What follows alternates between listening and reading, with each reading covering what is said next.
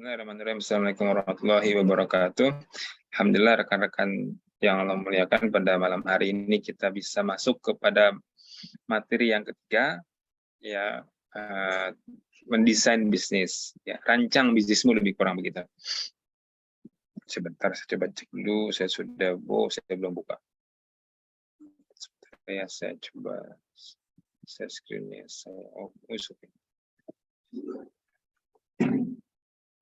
Oke. Nah, saya share screen dulu ya. Oke. Ini temanya tentang rancangan bisnis. Jadi, pertemuan pertama kita mukadimah, pertemuan kedua kita bahas definisi, pertemuan kita kemudian mencoba merancang bisnis. Apa yang kita bahas ini dulu. Kenapa sih kita harus berbisnis, ya? Ini kalau pertemuannya kita offline ataupun offline sih lebih enak. Kalau by online biasanya engage-nya kurang. Jadi kalau saya suka nanya sama teman-teman mahasiswa di kelas, kenapa kita harus bisnis? Maksud jawabannya tuh macam-macam tuh. Ya. Sederhananya, ini ya. Emang kita nggak punya impian, emang kita nggak punya cita-cita, emang kita nggak punya keinginan, emang kita nggak punya harapan. Itu semuanya punya usaha, itu semuanya perlu usaha, semuanya perlu kesungguhan, semuanya perlu biaya, dan seterusnya. That's why kenapa kemudian kita berbisnis. Memang ada beda antara kalau kita ngambil diksi ya, bahwa sesungguhnya yang dibutuhkan oleh orang itu adalah usahanya. Usahanya. Nah, usaha itu kebagi dua. Ada usaha yang menghasilkan uang, ada usaha yang tidak menghasilkan uang. Nah, tentu kita dalam konteks ini, bagaimana kita berusaha yang menghasilkan uang. Jadi kalau ada dua orang nih, petugas kebersihan dengan saya selaku warga masyarakat. Kira-kira kalau petugas kebersihan nyapu, saya nyapu, yang dapat duit yang mana? Yang petugas kebersihan, karena emang tugasnya dia ngebersih. Saya mah hobi bebersih, lebih kurang begitu. Nah, konteks berusaha yang dimaksud dalam bisnis adalah berusaha yang kemudian dia menghasilkan rupiah. Maka saya beranggapan bahwa sesungguhnya men-setup bisnis itu adalah hal yang mudah dalam tanda kutip. Cukup teman-teman berpikir apa usaha yang teman-teman usahakan sehingga dia bisa memberikan uang.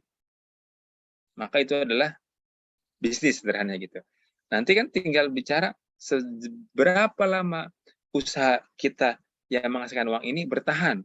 Apakah cuma 1 hari, apakah cuma seminggu, sebulan, atau kemudian sepanjang hidup. Nah, maka kemudian itulah mata kuliah kita dapatkan pada semester sekarang. Manajemen strategi bisnis. Ada konteks manajerialnya, strateginya juga ada bisnisnya. Nah, kita masuk dalam konteks bisnis itu. Lalu apa dong bisnis yang akan teman-teman jalankan? Lebih kurang gitu. Nah, tapi kan saya kerja, tapi kan saya ngantor ya. Apakah saya tetap bisa berbisnis? Oke. Walaupun kemudian saya termasuk pekerja juga, dan beberapa mentor bisnis saya juga, beliau worker juga, pekerja juga, kantoran, ya, 5 days a week, kemudian 8 hours a day gitu. Jadi 8-5 ya, maksudnya 8 ke jam 5, Monday till Friday gitu, Senin sampai Jumat. Dan teman-teman di kelas ini juga sebagian besar kan pekerja ya. Nah, tentu ada style bisnis yang berbeda ya, antara teman-teman yang memang dia murni pengusaha, murni bisnis, dengan yang kemudian dia sebagai pekerja. Oleh karenanya, ada beberapa tips yang kemudian bisa teman-teman dekatkan atau teman-teman siapkan sebelum mulai bisnis atau sebelum mulai merancang bisnis. Ya, saya kebayang aja kalau semua orang harus meninggalkan kerjaan dia untuk masuk ke dunia bisnis, maka tidak ada tuh dokter yang jadi pebisnis. Ya, karena apa? Ketika dia dokter jadi pebisnis, dokter ditinggalin. Ntar lama-lama perusahaan rumah sakit sepi. Kalau guru kemudian fokus bisnis, maka nanti gurunya ditinggalin. Nah, itu juga repot. Nanti nggak ada guru di sekolahan, dan seterusnya begitu. Tapi kan ternyata banyak juga dokter yang berbisnis, banyak juga kemudian guru yang berbisnis, tentara yang berbisnis, gitu ya. Ya, menteri yang berbisnis gitu. Ya, ini mungkin sedikit intermezzonya saja. Gimana tipsnya? Ya, ini saya ambil dari tips dari mentor bisnis saya juga, namanya Kang Rama Sahid ya. Beliau adalah owner dari Mimi Brownies dan Mimi Coffee. Beliau punya 3 tips yang sebelum kita merancang bisnis. Yang pertama adalah tentukan visi dan misi usaha. Ya. Nah, bahwa visi misi usaha itu harus punya 2 sudut pandang, ya, atau 2 tujuan. Bagaimana tujuan dunia dan bagaimana tujuan akhirat. Salah satu saja kemudian tidak ada, maka rentan goyang, rentan tidak ajak gitu ya, atau rentan mudah berhenti. Contoh, visi usaha yang fokusnya hanya akhirat saja, tidak setiap orang siap, apalagi kemudian dia terbatas secara finansial. Karena cenderung kalau visinya akhirat, banyak charity, banyak sosial, bantu orang, nggak mikirin apa namanya, margin, nggak mikirin untung, gitu kan. Mau berapa aja boleh. Ya, itu kalau visinya akhirat saja. Nah, kalau visinya dunia saja pun sama. Kalau dia nggak untung, stres dia. Jadi punya target kan, harus invest, ternyata di akhir tahun boncos, investasinya nggak balik gitu ya, dan segala macam. Itu yang membuat akhirnya jadi depresi. Nah, maka sesungguhnya akhirat itu menjadi salah satu cure atau obat yang memang efektif, murah, dan efisien. Contoh ya, kalau ada orang yang ditipu, apa obat yang manjur buat orang ditipu? Apa coba? Atau ada orang yang putus cinta, apa obat yang manjur buat orang putus cinta? Ya, yang efektif dan efisien begitu ya. Maka agama itu punya jawabannya, gitu kan? Kalau ada orang yang ditipu dalam bisnis, yang dia cerita sama kita, gue ditipu nih, investasi nggak balik gitu ya. Nah, kemudian kita bilang obatnya satu, sabar. Sabar aja lu gitu ya. Nah, itu sabar itu ajaran apa? Itu ajaran akhirat, Pak. Ya kan? Nah, kalau kita pakai ajaran dunia begini, dia depresi. Jadi lu gimana? Gue nggak bisa tidur. Jadi lo ke dokter dah, minta obat, gampang tidur. Itu butuh kos, bayar beli obatnya, bayar dokternya, mahal. Nah, dengan agama murah. Dengan agama murah, sabar. Sabar itu nggak pakai obat, nggak pakai rupiah, sabar aja selesai. Akhirat tuh. Jadi kalau kemudian visi dunia digabungkan dengan visi akhirat, itu akan selesai.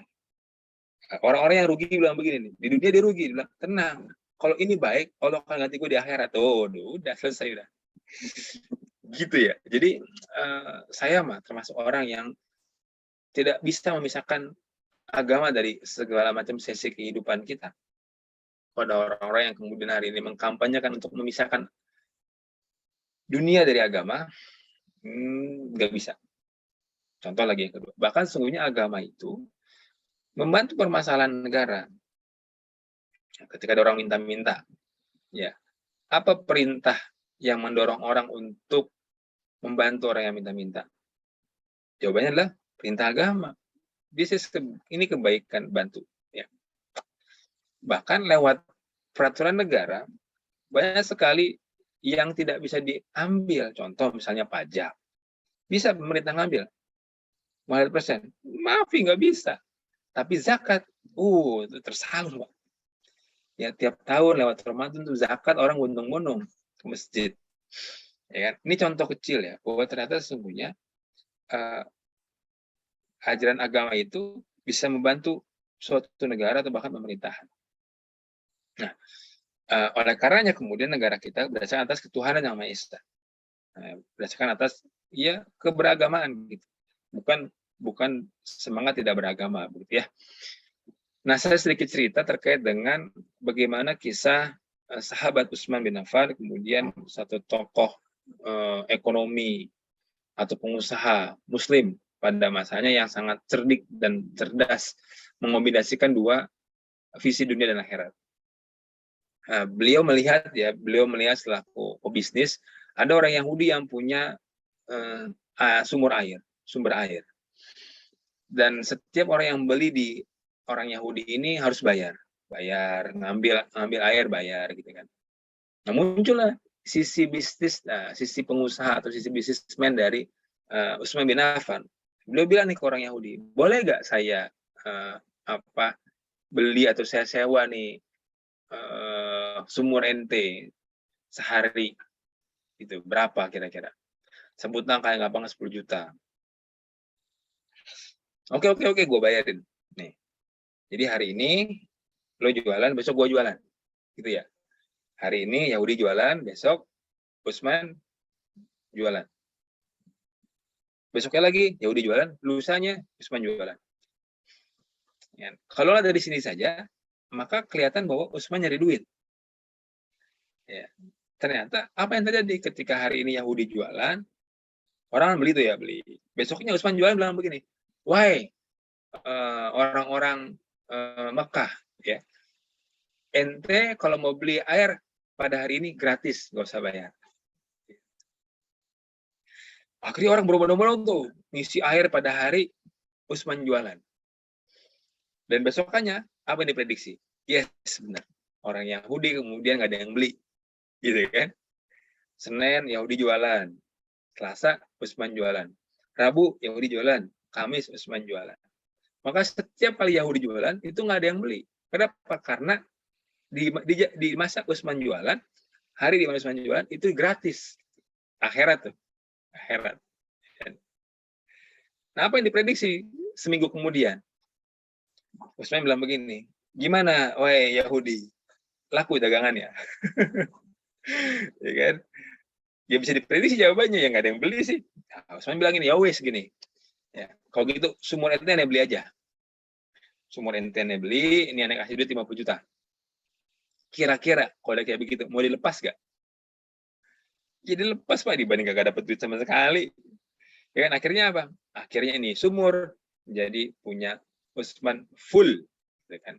Dan dia bisa mengatur pemasukan buat dirinya, dan juga dia bisa membagi itu untuk masyarakat yang lebih luas. Nah, itulah contoh konkret dari bagaimana visi dunia dan visi akhirat itu bersatu. Ini bukan hal yang gampang, tapi kita perlu nyoba bagaimana agar visi ini bisa berwujud begitu ya. Itu tips yang pertama. Nah, ketika ini sudah ajak, maka nggak ada yang bisa ngegoyahin. Utsman tahu resikonya ketika dia invest 10 juta per hari itu, as a sample ya, ini sebagai contoh, bahkan membeli 50 juta rupiah ya, itu kan dia keluar duit banyak. Investasi kan lebih kurang begitu ya. Tapi dia tahu ini returnnya pasti bakal gede. Ya, risikonya gede, returnnya bakal gede.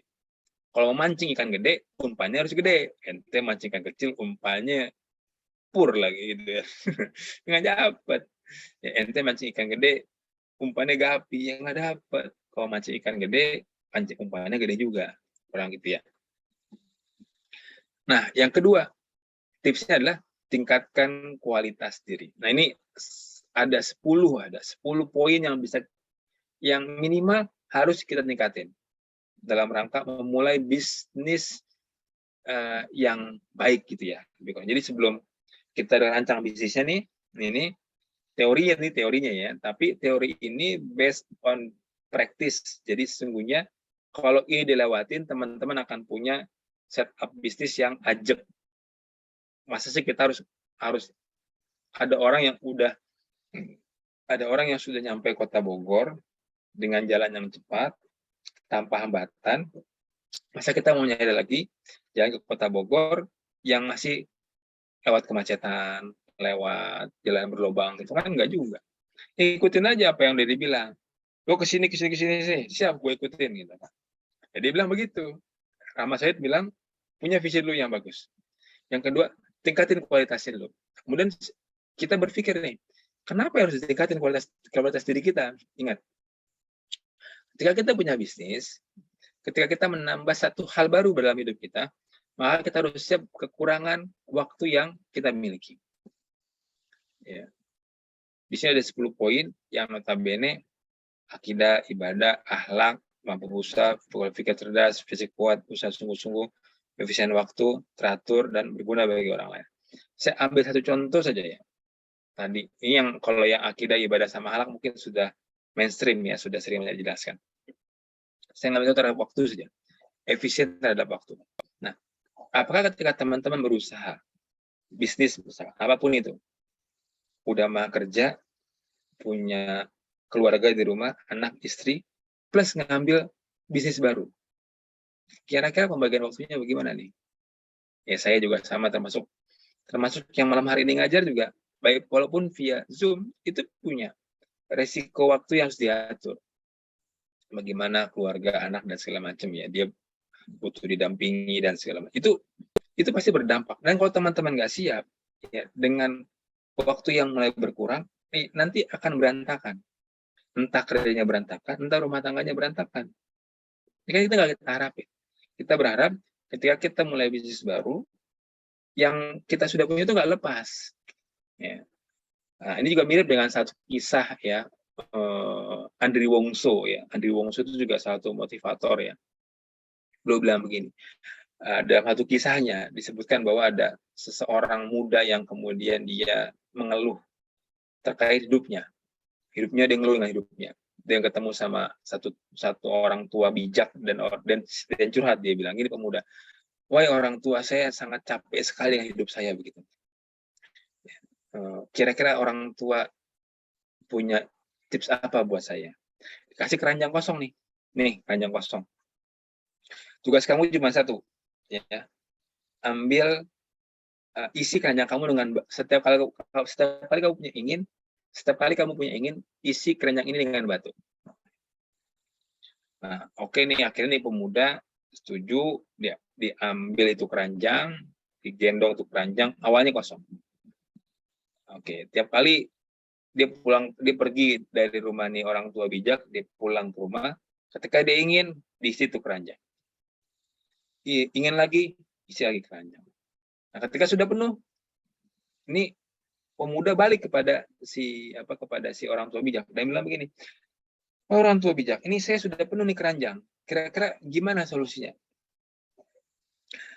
Tanya sama orang tua tadi, kira-kira sekarang berat gak tuh keranjang? Berat. Ya. Nah, berarti kan keinginan kamu banyak ya. Ya, karena kan setiap kali punya pengen, isi keranjangnya dengan batu. Ternyata makin banyak keinginan, keranjangnya makin keisi banyak batu gitu. Dan inilah yang membuat keranjang dia berat dan beban yang dia bawa semakin berat. Nah, kalau ente mau gampang, copot tuh, kurangin tuh beban ente. Kurangin ente punya pengen, kurangin. Mau kagak berkurang? Jawabannya, ya sebenarnya sih nggak mau ya. Ya kalau kayak gitu, tanggung bebannya. Tanggung resikonya. Resikonya apa? Ya, pundak pegel, gitu kan. Kaki pegel, tangan pegel. Nah, ini resiko-resiko yang muncul. Tapi kok ini sudah dilatih, Anda mampu berusaha, Anda cerdas, fisik Anda kuat, usaha Anda sungguh-sungguh. Ini ada beda ya. Ada yang mampu berusaha, ada yang usahanya sungguh-sungguh. Di mana bedanya? Pernah lihat anak kecil kemudian beberes ya? Misalkan teman-teman sudah menikah, punya anak, bilang sama anaknya, Kak tolong beresin ya, diberesin sama dia. Kita nanya, rapi gak? Coba ketika teman-teman lihat, rapi gak? Iya, seadanya. Tapi ketika dia mampu beres-beres saja, itu di sini. Mampu berusaha. Karena ada anak yang nggak bisa beresin kamarnya. Ada anak yang nggak bisa nyuci piring, ada anak yang nggak bisa nyuci baju, ada anak yang nggak bisa nyapu. Maka sungguhnya dia tidak mampu buat nyapu, tidak mampu buat nyuci piring, nggak mampu buat ngebersihin kamar. Nah, ketika orang itu sudah bisa mampu untuk bergerak, mampu berusaha, maka kemudian dilihat, sungguh-sungguh gak sih dia berusahanya? Rapi gak sih dia nyapunya, bersih gak nyuci piringnya, rapi gak ngebersihin kamarnya. Nah, itu sungguh-sungguh. Ada mampu, ada sungguh-sungguh. Jadi ini 10 aspek minimal yang harus kita tingkatkan, kita upscale lagi. Ingat, dan kok kenapa ada akidah? Ya, makin tinggi keinginan orang, maka dia akan didapatkan dengan benturan akidah yang makin besar juga. Ya, orang yang punya duit dengan orang yang nggak punya duit, itu ujian akidahnya beda. Ya, jangan dibilang sama, beda, Pak. Ya. Misal begini, kalau teman-teman punya duit 100.000, infak 2,5% berapa? Ya, cuman berapa ya? 2.500 ya? 2.500. Kalau 100.000, 2,5%-nya 2.500. Benar nggak sih? Ya, kira-kira segitulah.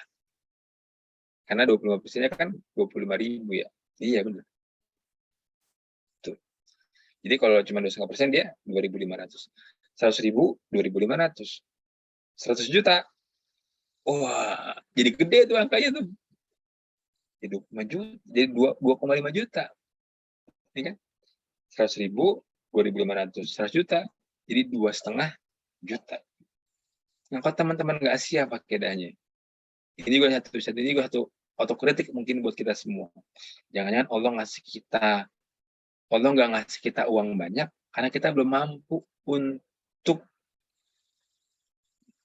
bersedekah 2,5% ya, gitu kan?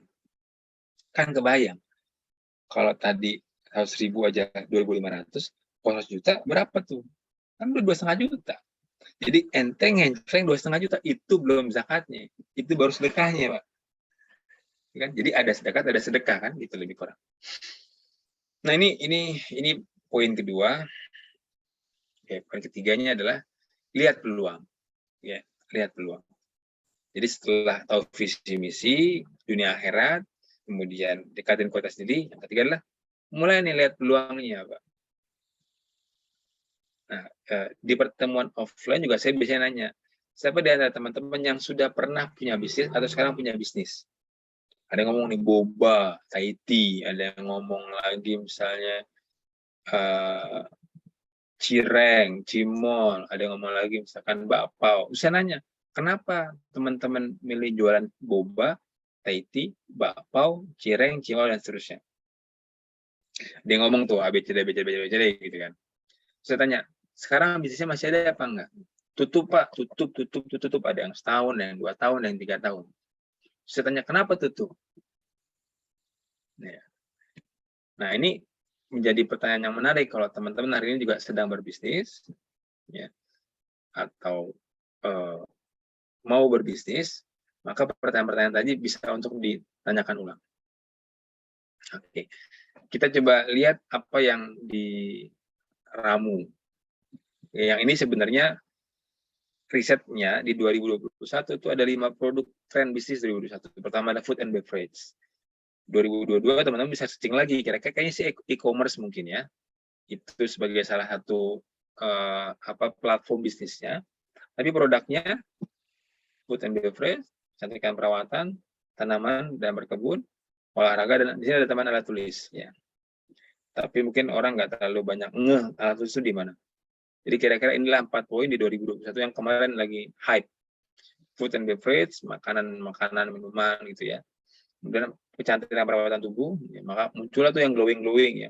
MS Glow, PS Glow, kemudian Belgi misalnya gitu, Wardah, Kahf gitu dan macam-macam. Tanaman yang berkebun, karena pada waktu itu WFH maka permintaan akan tools berkebun itu meningkat ya. Orang pengen ada di rumah tapi dia tetap produktif, dan terakhir adalah olahraga terkait dengan kesehatan.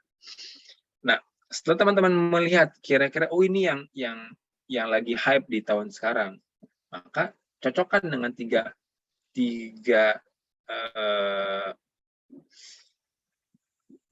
circle yang kita punya. Apa itu? Apa passion kita, apa expertise kita, dan apa market terdekat kita. Passion kita apa, expertise kita apa, dan market kita.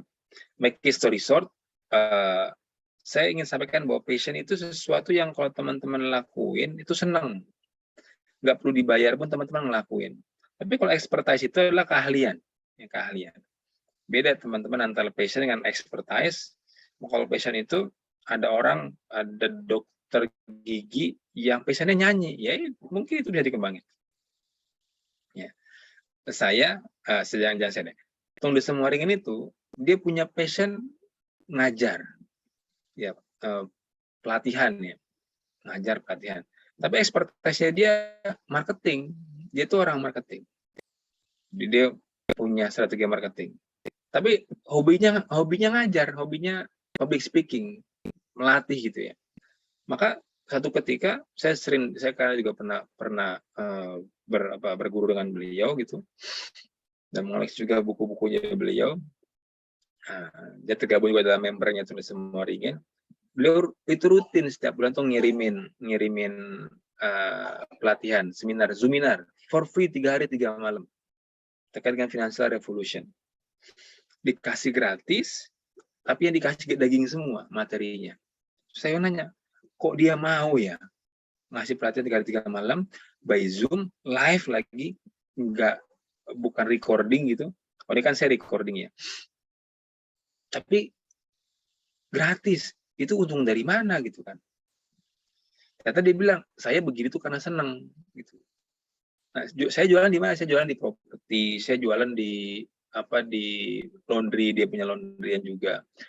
Properti laundry dari buku-bukunya dia. Nah, ini beberapa antara passion, expertise, dan market. Lingkungan dia siapa saja. Ini juga akan mempengaruhi. Karena gini, ketika teman-teman membuat produk, maka yang akan pertama kali teman-teman jual di mana? Di market terdekat. Depan rumah, ya lapangan masjid misalnya, kecamatan, itu kan lingkungan terdekat. Atau bahkan teman-teman lingkungan sekolah, teman-teman kuliah, atau teman-teman tempat kerja. Lihat lagi hype-nya apa, atau lagi itunya apa. Gitu. Nah ini kira-kira 3 irisan tadi kan, ini passion, expertise, nanti muncul lagi market.